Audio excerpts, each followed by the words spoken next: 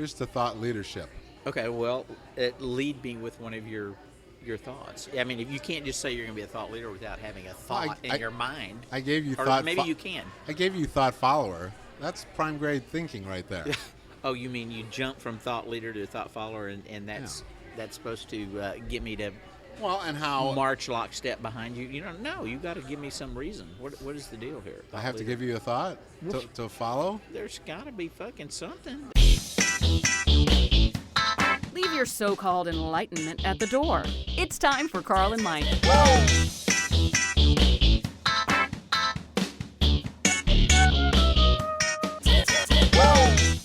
I think I'm going to become a thought leader. A thought leader? Yes. This is a phrase I've been. Huh? What's so funny about that? Nothing. I'm gonna have to go. And what is a thought leader? Well, and I don't what know. do you have to do to get qualified? Is there a degree plan? No, I don't think there is. Which is really makes it very attractive as a career path to be a thought leader. It's a quick ramp up. It is a quick ramp up. There's the accreditation isn't really. You just say you're a thought leader. A thought leader? Because I've been seeing a lot of people are putting that down now. You know, it used to be life coach. Oh, that's what I was getting ready to ask. Is thought leader and life coach kind of the same? I don't know. When did we start needing life coaches? Pretty much when our lives went to shit. Is that what it was? I think that was what it was. So they're leading you out of the darkness, out of Yeah. the shit. I think so. I don't know. I've never had a life coach. I'm not sure what you would ask, but I like being a thought leader. You see, because who wants to be a thought follower? Yes. You know. But then I start to think about that, and really, everybody that follows a religion is a thought follower. Is that not true? Oh, yes. So So I does like that mean thought you're going to leader. be a preacher? Well, kind of. We are kind of preachers here on this. Preaching the word of Michael. Episode 3, segment 2. See? We The can gospel according to Mike. Yeah. And Carl and Mike. So you see, I think we should become thought leaders. You know, I've been looking. I like that phrase as a copywriter. If you Google, as an ex-copywriter. If you Google, yeah, I like the here we idea go. of thought leader. If you Google thought leader, Yeah. is anybody got it yet? I don't think so. I think we should grab it. I think we should grab it now. Maybe we could be thoughtleader.com. Thoughtleader.com, rather than be kind of like. I just got to figure out what thoughts that I'm leading. I thought .com is for commies. That That's is why right. we're .net. No, we're actually .net because somebody, believe it or not, already had carlandmike.com. Just that's wrong on every level. It is, but we like them. So anyway, here's to thought leadership. Okay, well, lead me with one of your thoughts. I mean, if you can't just say you're going to be a thought leader without having a thought in your mind. I gave you or thought. maybe you can. I gave you thought follower. That's prime grade thinking right there. Oh, you mean you jump from thought leader to thought follower, and that's supposed to get me to Well, and how march lockstep behind you? You don't know. You got to give me some reason. What is the deal here? I have to give you a thought to follow. There's got to be fucking something. There's You got see, to be you're- some you're sort of payoff. You're complicating it. Huh? You're complicating my idea. No, if I'm a thought follower and I have a religion, I've got some sort of thing at the end of the rainbow here. Well, maybe not rainbow. Well, yeah, maybe Okay. it's a rainbow. Follow your bliss. There. I'm done. Whoa. I'm in. Do I was get a looking button? for you read these kind of self-help things, and they keep saying do something that you're passionate about and that you're good at, and besides thought leader. all of the thought. I mean, all of the self-help things are pretty much that same way, right? Pretty much is that. Follow your passion. Yeah. Or follow your bliss, which is Joseph Campbell, obviously, and then do something you like to do. And besides thought leader, the only Is that a life coach thing too? Probably is, right? I think I could use that in a life coach situation. Yeah. But for me, the only other thing I could think of besides thought leader was masturbation coach, and I think it's that's taken. a small market. It's I think taken. there. I have a lot of passion around that, and I'm good at it. If I don't mind saying so myself, I can get that done in 10 seconds or less. See, but thought leader, you're going to be having people behind you. I don't think you don't want a bunch of masturbators walking behind you. No, you really don't. Go, Carl. No. I think life. You think thought leader better than masturbation coach? Yeah, I don't know that anybody needs any Look coaching at what Jane in Fonda that. did. Huh? What? See, I can make a video. Is she a thought leader? No, but she did that whole exercise thing. I'm thinking a masturbation coach. First thing I do is create a video. Like Jane Fonda. We don't need that. I think it's called porn. You're There you yeah. go. Yeah. Killing my ideas again. Yeah. No, but thought leader is good. But I mean, you have to have some sort of central precept. Idea, right? Precept? What's the word? Yeah, Precept? you have to have thoughts to be a thought leader. Ooh. But I have thoughts.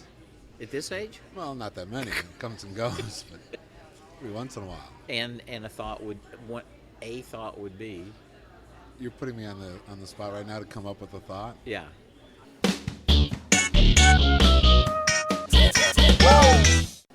But I don't know. Things have changed today. I mean, kids like their parents now. When I was, and not that I didn't like my parents, but man, when I was 18, I was wanting out. I think right? what's interesting about that is, and I hadn't thought about that. So why is that? I Because think they're not beating them, well, they're not sexually beating abusing them. them. Yeah, well, not that there's there's probably much of still that. some of that, but I think there's a shared experience, shared cultural experience that is there that wasn't there in the old days when everything was really great, like in the 50s. There's a shared music thing. I know there is with me and, Right. and our kids. As they were growing up, I played a game with them when we were driving. The music, something would come on the radio. I said, "Who is that?" And I kept doing this game with them over and over again, Right. to where they'd go, "Oh, that's Dylan," or "That's Right. Streisand," or or Zeppelin, or Talking Heads, or Right, whoever. right. And they got to the point where they know a full, that's Marvin Gaye, whatever. They know all that.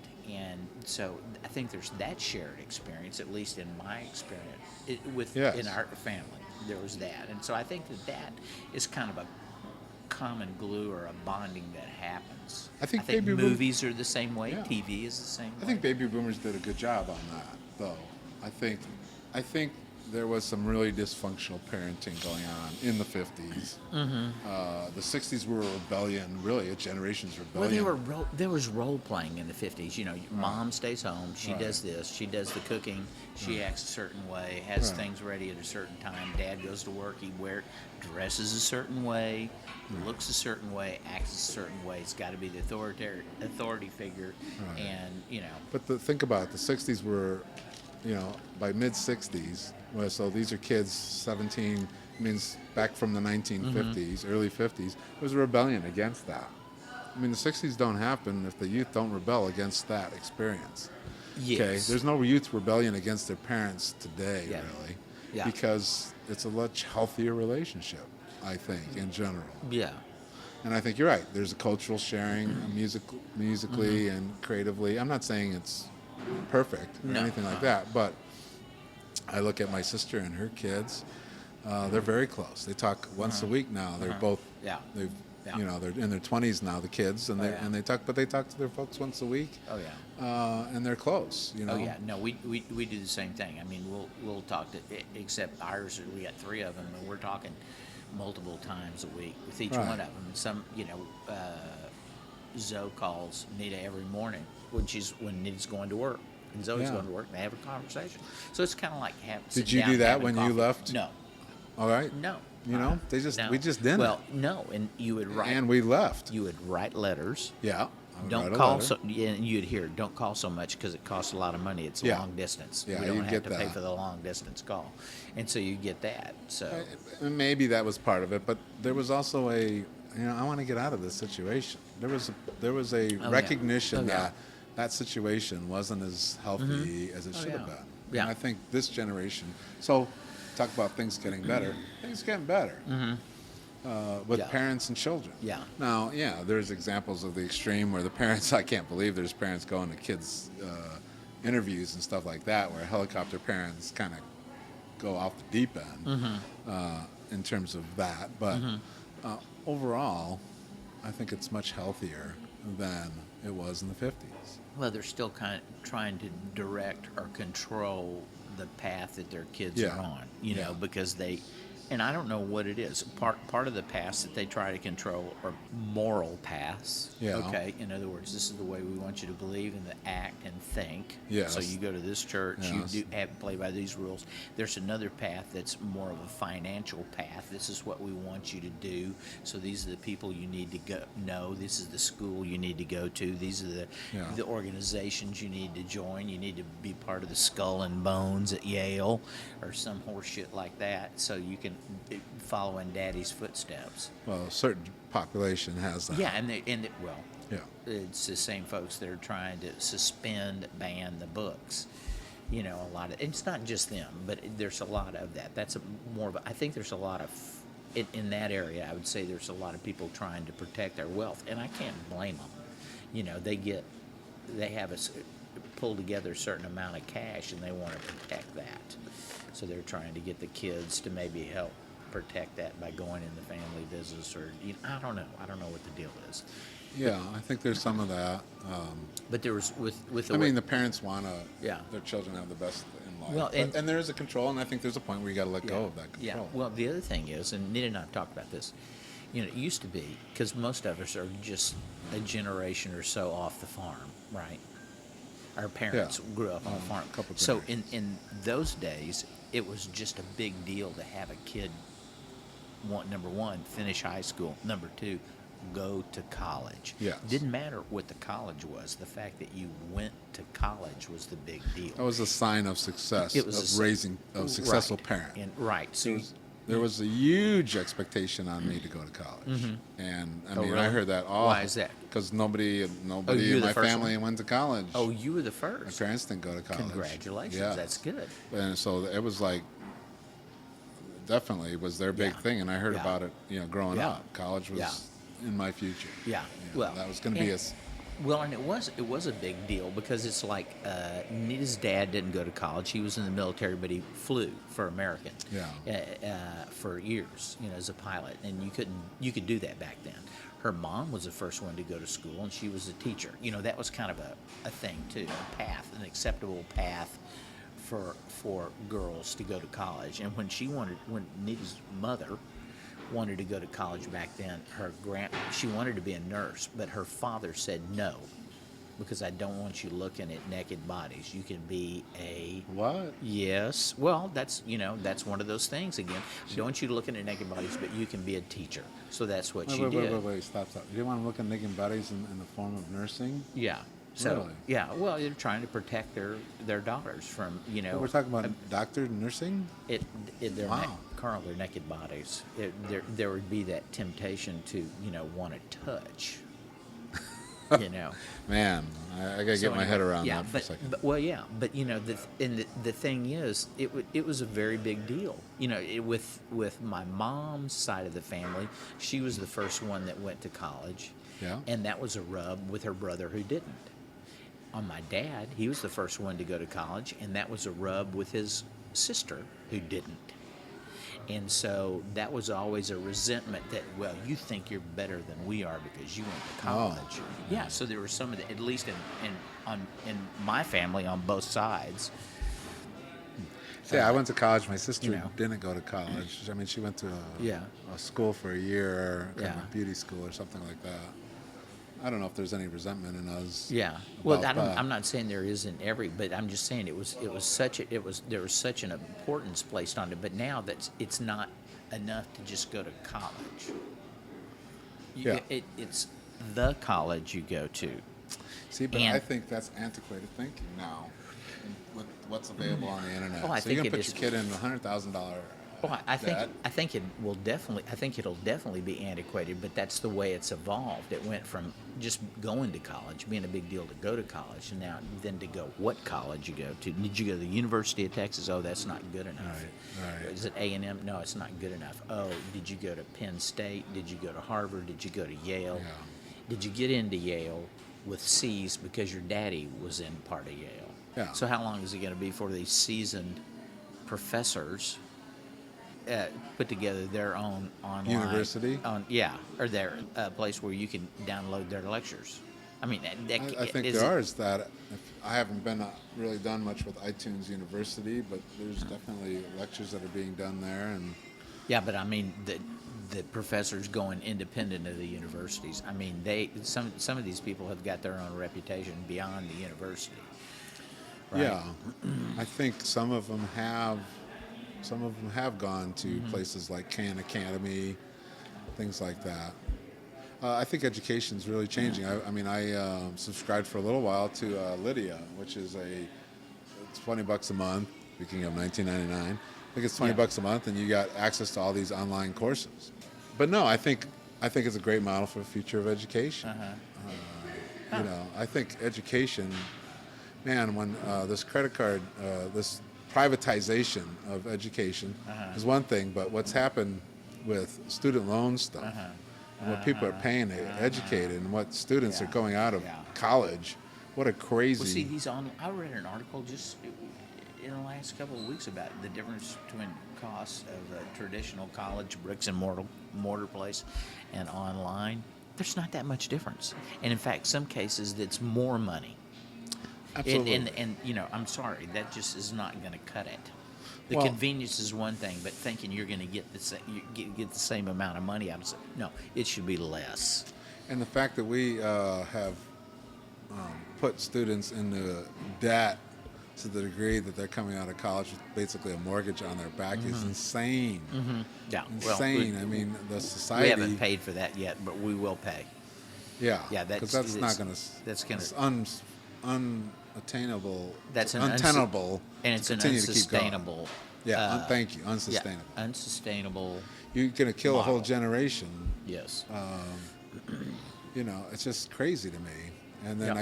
I guess, which I don't know much about, but these public universities, for-profit universities, which are the University of Phoenix, Yeah, all that. their graduation rate is pathetic, Yeah, it's way less than the and others. they're making big bucks. Well, off they of don't it. have. Well, they're guaranteed the money. Right. They're guaranteed the money. So why wouldn't you, Papa? Yeah. We could do, Carl and Mike University, and you'd be guaranteed the money. Tell me more. Yeah. No, I think partially it's about parents and students. They're just stuck in this education box. Yes. And the box is, okay, well, you got to go to college, which is a real 1950s model. Okay? You don't anymore. I mean, you Stuck could in the go to past, yeah. Khan Academy and Lydia and be Yeah. paying, let's say you're paying $100 a month Yeah. or $200 Yeah. a month online Yeah. and be getting a first-class education. So this idea I mean, to me, college really, the advantage of college is it's a training wheels for adulthood. Yeah. In other words, you get away from mom and dad. Yeah. Okay, you go live in the dorm. You live with people your age, and you're not quite, Yeah. You still got they're still making meals for you at the university, and you're meeting other kids that from other experiences that turn you on, like we talk about, Right. to music and See, stuff. You don't get that online. No, Kids that don't part get you that don't get, online. and that's worth something. Oh, it's worth a lot. Yeah, it's worth, is it worth walking out of there with $50,000 debt on your back? No. No. But it is worth something for that social Yeah. experience. Well, now the question is, how could you replace that social experience? That Well, here's would an be idea, lost? yeah. What if you More had coffee shops. coffee shops? Yeah. Coffee shop university? Well, you have beat-ups at coffee shops Yeah. after you take the classes, after people take the classes Yeah. for further conversation. And so instead of you take the class, you read it, you get interested in it. If you want to know more, you go to a meet-up someplace where you can sit down and have free conversation about it. It's not like you're having somebody lecture you, but you actually converse. Whoa. Yeah, you could do it that Converse? way. And discuss various opinions. What it made me start thinking about is something we talked about several episodes ago. And as a father of a son, I never had to sit down with him and say, okay, now I need to tell you something. You're getting of the age that you need to understand some things. And one of those things is that because you're black and you live mostly in this world where the cops are going to be white, there's a good chance, not that you will be, but there's a good chance that you're going to run into somebody that's going to profile you just for being black. whether it's going through the wrong neighborhood, a wealthy neighborhood where the cops typically will stop you, Driving a nice car. driving a nice car, being in what they consider the wrong place at the wrong time. You need to understand that they're doing that, but strictly because of the color of your skin Right. or who you're. That's the or talk who like you're you hanging would give with. the son about the birds and bees if you're black. Yeah, but that's even more important because that has to do with keeping them alive. Correct. And I never had to have that talk with my son. It was not something that was necessary. Right. And but I've heard this over and over again. And the episode where we talked about it, this was a black cop in San Francisco that was having this talk with his son who was adopted. Right. Remember that one, Yes. that conversation? And in fact, I think the cop was gay. I don't remember for sure, but I think that's what it was. And so, and you start to think about that, and you go, there is a difference here. These are parents that are not. All they're trying to do is to protect their children, and they're trying to protect their children by warning them about certain things Right. that are a reality in their world that's not in my world. Right. And I think people need to understand. Again, it's one of those kind of things.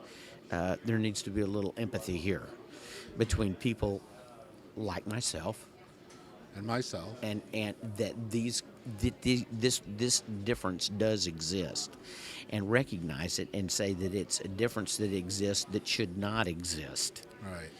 And somehow try and ferret it out, because it's just like we talk about race, growing up with, and I just talk about myself, having growing up with family members that were, I would call them now, bigots, my side, Nita's side, and realizing when we start to raise our family that that's not what we want for our kids, and having to sit down with your own family and say, look, we're raising our kids different. We don't want you to talk like that around them. Did you have that conversation? Oh, yeah. And So they would use the N-word and things like that, and you had to say, hey. and it was just part of the way they were brought up and the time that they were brought up, and it was wrong. How did they react when you said that to them? They were understanding. Were and they? did, yeah. And in fact, a lot of times I don't think it just becomes second nature that they use these words and talk that way. And so anyway, but what it gets down to is you try and you take that input away from your kids, and that helps. And then you start to look at your own self, and I'm going to just talk about me. There's still things that I do that I feel like I shouldn't be doing or saying, and but I don't see it in my kids. And that's what I can say, okay, it may have taken a generation or two, but I've wiped a lot of that away. And I think that that's important.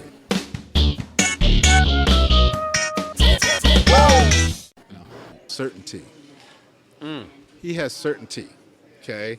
Well, it's not, and certainty is a horrible thing because certainty doesn't allow for any growth. And nature by itself does not operate on the law of certainty.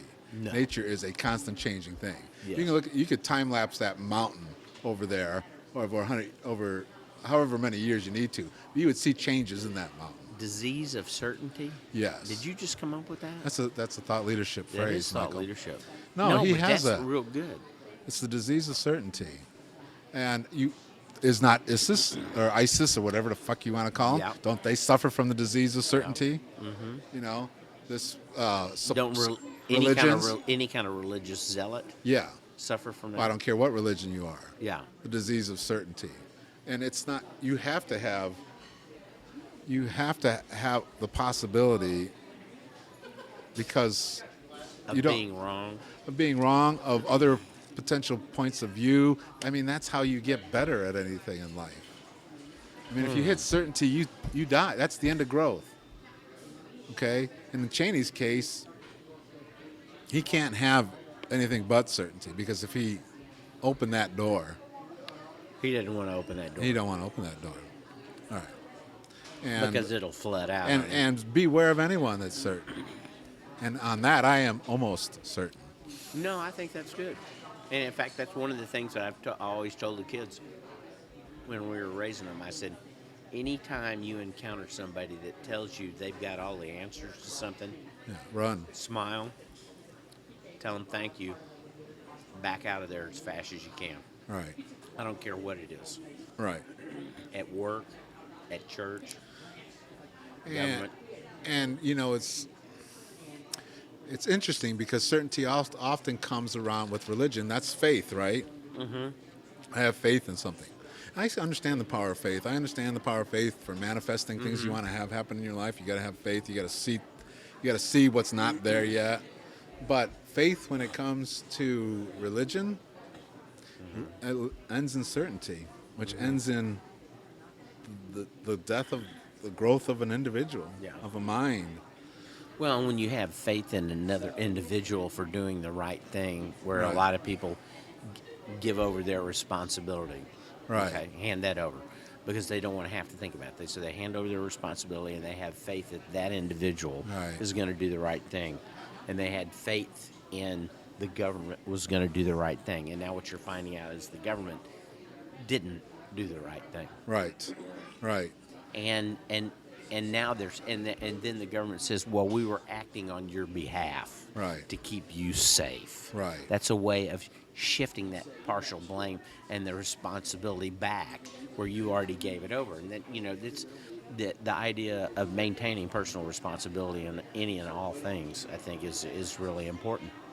And what's, I think, worse right now, and I think we're facing this, I think the world is changing so fast, technology-wise, the abilities to do things, the global connection, it's all changing so fast. So the need for certainty is greater, okay? Like, to hold on to something because of the change. But man, it just doesn't work. Yeah. And people that become certain, they look at everyone else as weak.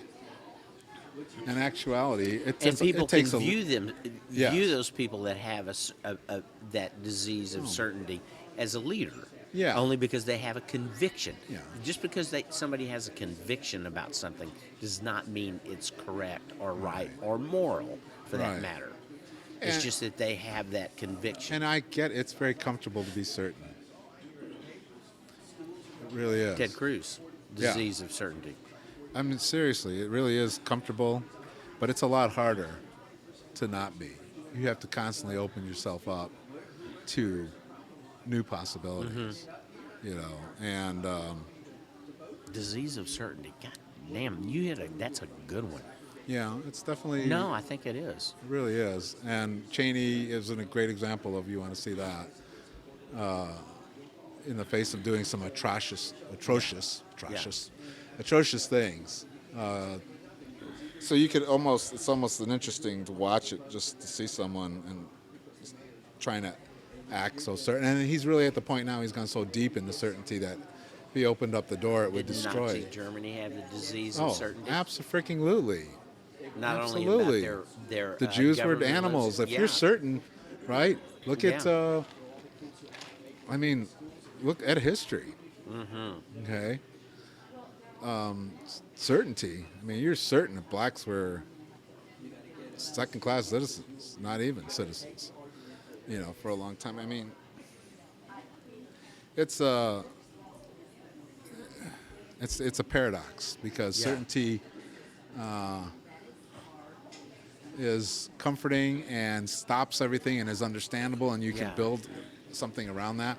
But it's against nature. Nature is not certain. Well, Yes, it's certain. The sun will come up every day, they would say. That's pretty certain. I can say, well, no, the sun could blow up tomorrow. Yeah. And that's very disturbing. Or it could be cloudy tomorrow and the sun Right. comes up, but it's not like the sunrise. Right. There's all kinds. And Everything has different time frames. the idea of diseases of certainty, to me, is kind of a black and white thing. But to me, another area is the grayness that precedes it, that could be around it. Yeah. Yeah. Could be real dangerous too. Right. And God, I see so much of that now in our politics and and it's pretty predictable. I can pretty much predict what someone's going to. I can pretty much predict what Fox News is going to take on any situation that comes up. You know, because there's this disease of certainty in there. There's a mindset that's, you know, so anything that comes up, whether it's Michael Brown or torture, you pretty much know where they're going to land on that, because they have to, because they're, and like Cheney, have created this narrative, and the certainty is in the narrative. Well, they've staked out some turf, Yes. and they're trying to defend their turf. So they have to defend it no matter what. They have to defend their turf, no matter what it is. If you get to the point where you have that, or you're afflicted with a disease of certainty, you've staked out some turf. And whenever anything is coming at that turf from any angle, you got to defend that turf. Yeah, you do. And it paints you in a smaller and smaller corner, Yes, it does. because there's no opportunity for growth there. No. Because you're certain. No. So Interesting. nothing, no facts, figures, reality. And that's what happens with this Bible thing. You know, you get this interpretation of the Bible, and how could you not be certain about that? It's the Word of God, for God's sakes, right? And there it is, right there. There, In that Leviticus, whatever. It's in that book. Yeah. So there's a book of certainty, right? And we've been killing each other over that certainty till today. Well, that's one book of certainty. The other book of certainty would be the Quran, wouldn't it? Yeah, there's all sorts of books of certainty. The fact is, none of them are certain. You know, and it's real easy to mix certainty with God, because God has to be infallible, and if He wrote the book, then the book is infallible, therefore certainty. Doesn't matter that my interpretation of the, you know, I can show you tons of examples. You know, yeah, you did stone women for certain things back in the day. You don't do that anymore. Gee, how did that happen? That's called. Where's the certainty in that? Yeah. Huh. I think the addiction of our time is comfort. What Mad Men was alcohol, this, you know, 50s, 60s was alcohol. I think our addiction now is comfort. Comfort of ideas, comfort of comfort, period. Yeah. Yeah. I know I struggle with comfort. That's an interesting idea. Yeah. Oh, yeah. Comfort eating the same thing, or having the same schedule, or going the same places. Not doing new things. Yeah, yeah. I mean, we Following growing the up, we knew some routines, habits. We knew a family that they went to the exact same place every year for vacation. Yeah. We went to the exact same resort, the exact same time of year, the It'd be exact like going same to Paris place. and then eating at McDonald's. Yeah. And so it just, I mean, Nita and I have been taking this yoga class. And the yoga class, instead of being at, you know, at a strip center, at a store or something, is actually in the Hindu temple. So in Dallas. And so so we go there on a Saturday morning and take from a lady who's Indian in a room that's got about 20 people in it. We're the only people that aren't Indian. Fortunately, she's speaking in English, but it's with a real heavy accent, so it's, you know, we got to pay attention. Surrounded in this room by paintings of various kind of Hindu saints or sages or whatever. And I can see where that kind of thing could make people who are grown up Baptist real uncomfortable. It's been a really great experience for us. I mean, everybody, people will come up to us, perfect strangers in the class, and say, "Are you okay? Do you feel comfortable here?" They really want to make sure that we feel comfortable within the temple. And it was interesting. Two things. As we were coming in, you take your shoes off as you go in. Okay. So we open the door, and there's a reception there, and there's a guy in from, I guess, India, who's kind of a holy man. You know, he wears the white robe, and he's got a beard and stuff like that. And as I was coming in, which I thought was great, he kind of looked over at me, and he grabbed his beard and kind of smiled, because I've got this beard that I'm growing now, which I thought, now that's kind of cool. A little bit of communication there that, you know. But the other part of it is, as we were leaving that day, we come down and we walk by the front of the temple where everybody goes in. They've got the various deities inside. And there was a group of white folks who probably grew up Baptist, Methodist, whatever, and they were taking a tour because they wanted to familiarize themselves with Hindu. They were probably taking some sort of comparative religion thing, and so this was a chance for them to go to a Hindu temple. But a lot of them were just standing there with their arms crossed. I mean, the body language on these folks was like incredible. But the fact that they would actually do that is huge. Right. Yeah. I mean, think about that. The thing, if everybody took a choice, made the decision to go to a Hindu temple once and try and understand it, go to a Buddhist temple and try and understand it, I did that go to one a time mosque for- and go to understand. Did you really? Yeah, back in early 90s, for a couple months, I went to Greek Orthodox Church, and then I went to, I went to all Was that sorts. right? Yeah, I did. So you did. It was interesting. Now that's interesting. People were very curious about us. Yeah. Why are you here? And Why what are do you here? do? What do you? Now, yeah. did you go for more than one? We did all. We did session? strange. No, I went. Went to one of each. There's a lot Yeah. of religions. I mean, we Yeah. did everything from Greek Orthodox to Wiccan. I mean, Oh, that's cool. A Wiccan kind of. What was the Wiccan it thing was. like? Was it like outside and dancing around naked in the full No, moon this and was- hacking up a goat or something? No, No? there was no hacking goats. No it was. hacking. It was in a little. You had to be a member before you could hack. It was a little indoor thing. It Oh, was okay. really No nothing- bloodletting. No, John Michael. There's no Wiccan bloodletting. Well, see, there you go. I've got these certain kind of impressions about Right. Wiccans, and Right. they're incorrect. It and- would be kind of New Age nature-y. I would describe them. oh, okay. Very pagan. Okay. But anyway, it was. Got I Wyndham just. Hill music working in the background. I don't recall at the time, but that would be appropriate probably. Yeah. So it was, to go from Greek Orthodox to Wiccan to a mosque. It was a good experience. It was. That would be It a was good just an experience. experiment to Yeah. see. Not that I was looking for a religion. I was just trying to understand it. Yeah.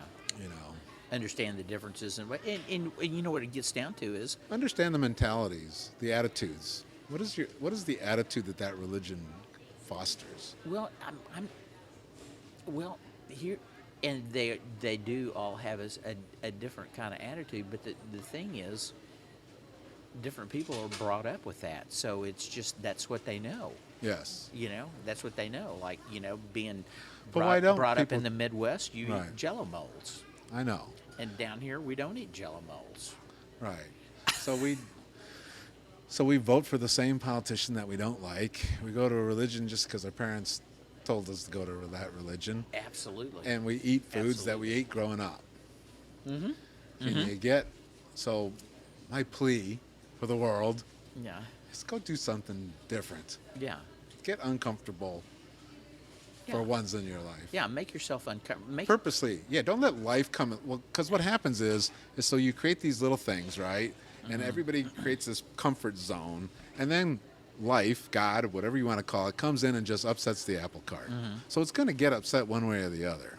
Why don't you try going out and upsetting the apple cart yourself? Yeah, make yourself comfortable being uncomfortable. Yeah, or at least try it. Yeah, Try to do something that makes yourself it's not uncomfortable. gonna kill you. Well, Well, it some depends of it on what may. you choose. But if if you it- yes. dress up like a baked potato and And slide climb- off the side of a building, it might Taking kill you. acid, yeah. Yeah. Probably don't do that one. Yeah, no. But there's other things out there to explore. Yeah, don't do acid. Maybe some peyote or mescaline, something that's a little more natural, where they're not cutting it with some sort of weird ass chemicals. I'm just saying, try Thai food Yeah. instead of Yeah. Golden Corral. Well, and different kind of Thai food. Okay, here's a good example. It's one of our favorite things to eat is Thai food. Yeah. But when we go there, we always You get know, the wait, you're same right. damn thing on the menu. You're right. So even though I've you go fallen to into Thai food. yeah, oh trap. yeah, you fall into. So we the just Thai go food. for that comfort. And so It's unconscious we almost. started getting some other things You're right. and talking to other people that have gone there, and we find out what they're stuck on, and we try that, and we go, oh, they're stuck on this because that's good. In fact, that's better than what we were stuck on. You're right. And so it's the I same do the thing. same thing. I go Yeah. to Thai and we order a curry and we order pad Thai. I've actually, so we stepped out Yeah. and tried something new. we found out we liked it, and then we just ate that Yeah. at there. Yeah, so it's like if you go to Burger King and you're always getting the Whopper, get the fish sandwich. It'll kill you, but get the fish sandwich just so you know we can- why you don't I think get you can the fish s- sandwich. you It's should not s- even real fish. Yeah, it really is. I think it's like Chinese perch or, goldfish. or- I think it's compressed fish parts that are Yeah. left over from the rest of the fish. That is to fish what hot dogs is to meat. But I And, think hot if dogs your are- stretch is just trying a different food at Burger King, Yeah. you may need to stretch a little bit more. that would be correct. Yes. Yeah. Another area we talk about is religion. Mm-hmm. And Now, Carl, you've got an interesting thing in your background on religion. What would that You started out your Catholic. but you spent time at we talking about my journey into Rosicrucianism? yes, Yes, and that that's- was in my 20s, yeah, searching for the meaning of life. yeah.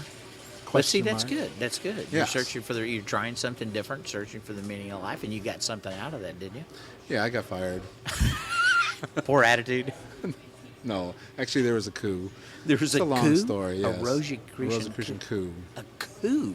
Yes. You can have those? You have absolutely. Seriously. Yes, but it was a good experience. It Yeah. was. And so you were there for the coup? I was there Was for it the a coup. bloodless coup? No, there's blood. It was a moment where I had to decide I could have stayed there. Yeah. But the people that were doing the coup Yeah. to me were not ethical. Yeah. And That so happens a lot. So I had with that coups. one moment where you had to decide ethics Yeah. versus finance. Yeah. I chose ethics. And, Good decision. Always a good decision. Then was living in a park. Where you questioned that decision. I questioned that decision. And Suzanne questioned that decision?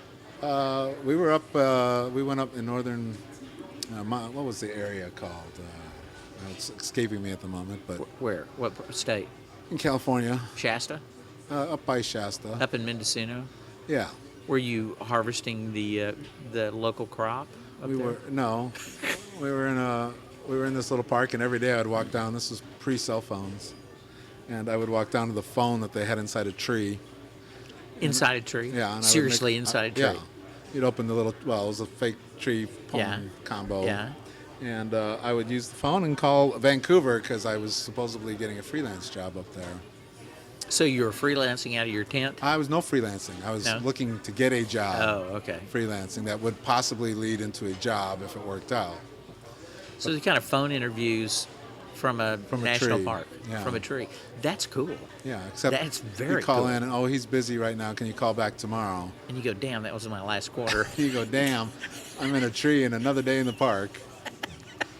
But that's really cutting a long story Yeah. to very short. Yeah. So religion is about, I guess my religious experience was, I was a questioning person in religion, which Yeah. doesn't really get you very far. Well, does it, people don't Questioning like isn't really liked. You really kind of buy in the doctrine or you don't. Oh, well, that's what faith is all about, isn't it? It's a Faith. total acceptance Yeah, but- without having the answers. Yeah, but it's faith on somebody else's ideas, Correct. my opinion. Yeah. So you're buying into, somebody else's idea of what God is. And I Mm-hmm. just always had this belief of, how do you know? I'm a writer, so I understand how that works. Yeah. You get some ideas, and they may be some good ideas, but they're your interpretation at the end Yeah. of the day. And that didn't sit well. Yeah. And it turned out I'm more spiritual than religious. Yeah. But I think right now I've moved towards kind of, for me, religion is, the only honest answer I can give about religion is I don't know. I can't imagine any other answer being appropriate. Yeah, but a lot of people think that they know. Oh, yeah. Oh, they know what's going to happen when you're dead, and they know what's going to, right. And then the whole, And they feel sorry for you because you don't know Right. what they know. Right. But I know that I don't know, Yeah. as opposed to buying into somebody else's viewpoint. And whether that somebody else's viewpoint's a preacher, or whether that's someone else's viewpoint is based on something written in a book, I don't go for that. Yeah. And the whole idea of this kind of punishing God, you fuck up here on earth and you're going to pay for it later. Oh, yeah. Screw that. I think I grew up with that. Oh, yeah. So that doesn't appeal to me. Well, I think a lot of people grew up with that, Now, you fancy a phrase called religitard. Uh-huh. Tell us what a religitard is. Well, I think you're touching on it. I think, to me, it's somebody that doesn't think. Now, it doesn't think or question, and they have freely given up that ability, because we all have the ability to question. They've given that up in favor of acceptance of a set of rules or doctrines. And those rules and doctrines change per organization, per religion, And So it's a blind acceptance of a blind what someone's acceptance, told you. blind acceptance and blind allegiance. Yeah. And I think that's really kind of an unfortunate thing that it can lead into some really scary shit. I'm saying, would a machine, artificial intelligence now, would it get to a level where it would understand and live by the golden rule? And is the golden rule a product of our intelligence or Common sense. common sense? To me, it's more Where common. does- It's more commonsensical. Because you don't have to be intelligent. Like, you don't need a college education to understand. No, There's no. wonderful people that live by the golden rule that are poor and uneducated. Oh yeah. Oh, absolutely. So Absolutely. how much is... And you don't have to have a Western education versus an Eastern education. So You don't have to be this could religion or that artificial religion. intelligence incorporate the golden rule into their intelligence? And would that be a natural conclusion to going down the road of intelligence? Yeah. Well, then it wouldn't. How do you program the golden rule? And where do you get the golden rule? Where did we get it? Is it innately part of our human beingness that we know treat other people like you? Because there's big Well, evidence. yeah. The bigger Okay. governments and companies, both, No.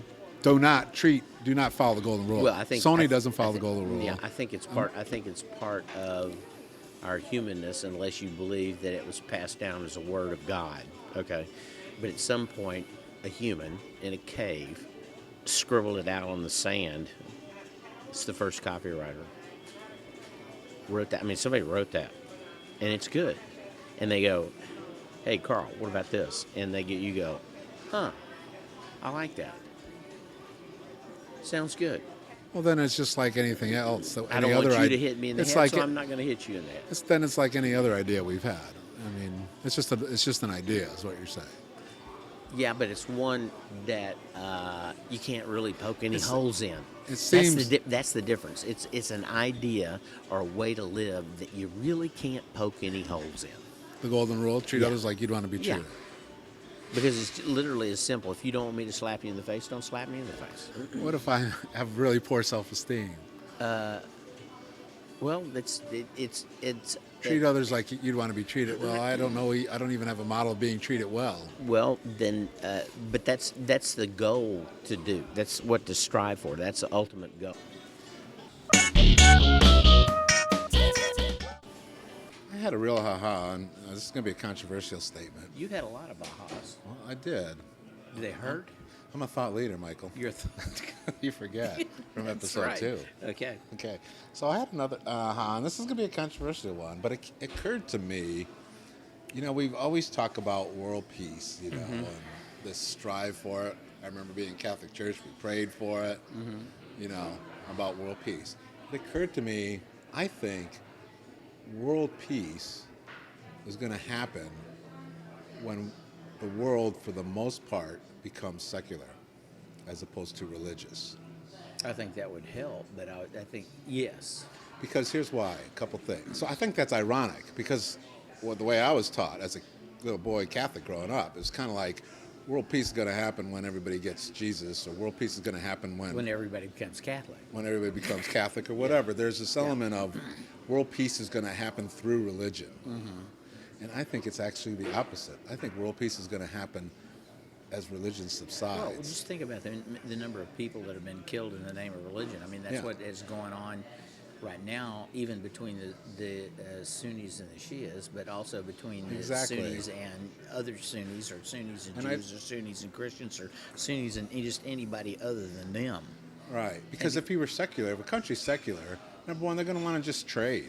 They're going to want to do business, right? They don't have this, my religion's the right way and you're wrong and you're the other and all that. I mean, I think they're going to do business together and they're going to trade, and there's no point in war is kind of a stupid thing. The only time, really, unless there's just a brazen thing like with the Putin, Love the Putin. war The shirtless one. really comes around religion a lot, still today. And every once in a while, I mean, you look at Hitler and say, no, you could argue that the other way. But Hitler was a long time ago. Technology is much stronger. Well, Hitler was a long time ago, but I think that human attitudes haven't changed that much. So you're And disagreeing if with me that if religion was, if the question religion is important to me was at 28% in the United States, like it is in Finland or Norway or some of these other countries, which, by the way, you don't see them jumping into war. No, I think if you Would no, I agree with you. I If think every country was around 20% it with would go religion is along. important to me, would there be? How It would the would world go- change? Would it be a better place or a worse place? I think it would be a better place. I think it would, just like you said. I think Norway. If you look at those areas up there, they seem to be pretty calm. Yeah. But there's other religions where they seem to be real calm. I mean, you don't see Buddhists, with the exception of, what is it, Myanmar? Where Yeah, they've there's got some Buddhists Buddhists that are Rocking arming, it. which is, and I sit there and I go, that's just crazy. You never heard of that. But, for the most part, they're pretty peaceful kind of folk. Right. And so I think there's other people that are real peaceful. It's only, I mean, and they're not sending out missionaries trying to convert people to Buddhism.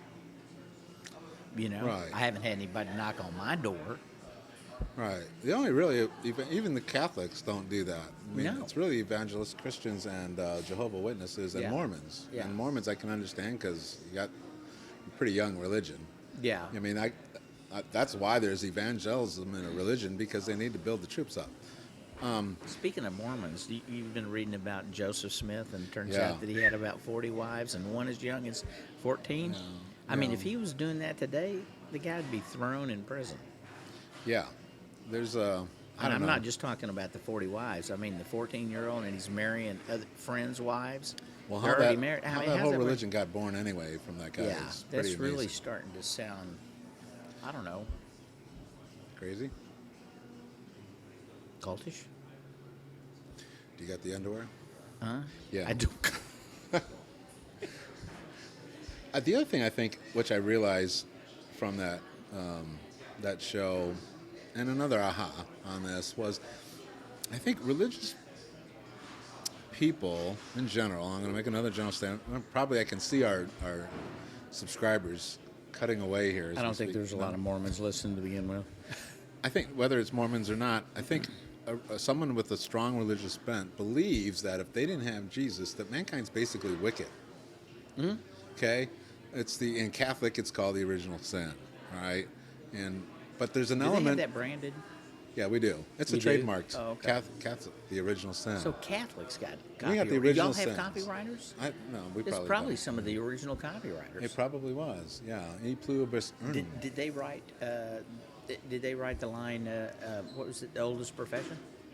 No, I don't think so. You sure? Well, it could be. It could be. Yeah. I think so. Anyway. I think those are Lutherans. Oh. But anyway, so I think that which I don't have that belief. I think humans are basically good. Are there exceptions to the rule? Sure. That's a very unchristian-like thought.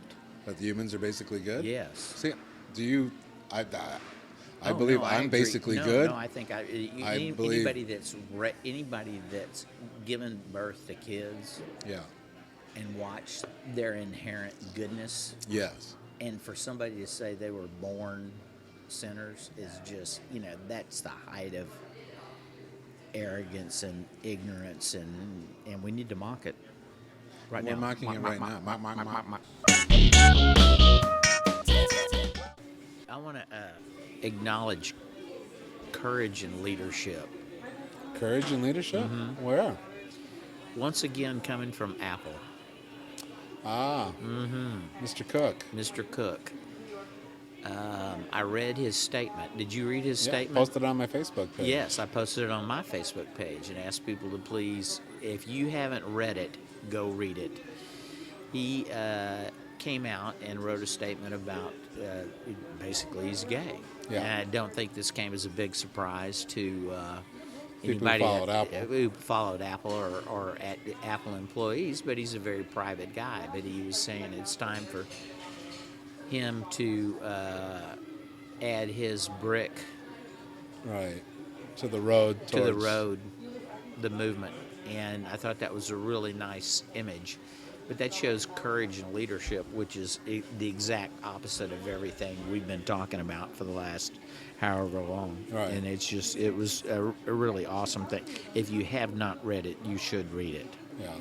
Really hard to do the stereotype with the gay Yeah. that they Yeah. attempt to do on that. Yeah. Here's obviously a very intelligent man. Mm-hmm.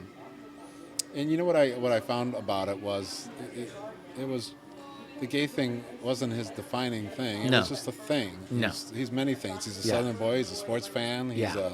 Yeah. He's gay. It's just Yeah. it's just another box. if And you being will. brought up in the South, he said he understands. He Yeah. understands being discriminated yes. against. I do think that gives him empathy Yes.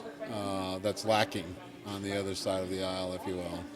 And so what, I'm a card-carrying member of the Apple fan club, and anybody that doesn't use their products still is, slinking around the dark side. But this, again, shows courage and leadership at that corporation, which I think is huge. Yeah, they asked Ted Steve Cruz Jobs- about it. Yeah, oh, fuck him. What did he say? Well, actually, all he said was, well, that's his personal decision. Love that one. And I love my iPhone. And no, it's not a personal decision. Yeah. It's like a genetic Because, decision. yeah, Ted, when did you decide to be straight? Ted? Yeah. Yeah, when did you decide to be a dick? Yeah, how about that, Ted? Well, actually, Ted did decide at some point. Because Ted's got the education to know better. That's the part that makes Ted. Yeah. You know what? Rick Santorum, actually, I don't use the word respect, but I get him Yeah. more. Because Rick Santorum is a Catholic and he has his beliefs and he's there, and that's, I don't Yeah. agree with him, but I get the congruity with him, congruency. A guy like Ted Cruz, who's had the education, been around other smart people, to pander this way and to go off in this way that he does, I don't respect that. Yeah. It's one thing to not know. Yeah. It's another thing to know and to choose Yeah. the dark side. Yeah. Choose And the dark And one. he's chosen the dark side. Do not choose the dark side, my friends. Yes. Be true to yourself. Yeah. Question everything. Take chances. Take chances. That's Yeah. the Don't- gospel don't- according to Carl and Mike. Yeah. Don't walk lockstep with people around you. Yeah. Find out why they're doing it. Probably want to avoid it. Yeah. And listen to your own self. Don't try to Anytime you see a goose-stepping crowd, it's best to avoid them. You're not a big fan of crowds, of clubs. Not goose steppers. Yeah. All right, so let's close up here. For the links to the show, different things we've talked about, go to carlandmike.net. You want to follow us on Twitter at Carl and Mike, and join the conversation on Facebook. Yeah. Carl and Mike, again on that. Imagine how that goes, Carl and Yeah. Mike. All right, thanks a lot. Peace. Out.